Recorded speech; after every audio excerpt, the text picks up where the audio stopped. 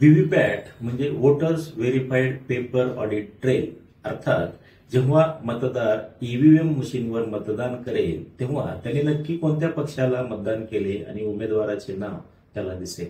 विद्यार्थी मित्रांनो, असं सगळ्यात पहिल्यांदा अमेरिकेमध्ये वापर करण्यात आला.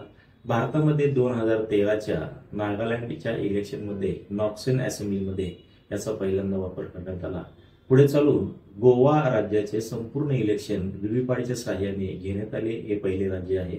त्यानंतर 2019 मध्ये भारताचे संपूर्ण लोकसभेचे इलेक्शन व्हीव्हीपॅटच्या माध्यमातून घेण्यात आले. याविषयी अनेक मतं आहेत.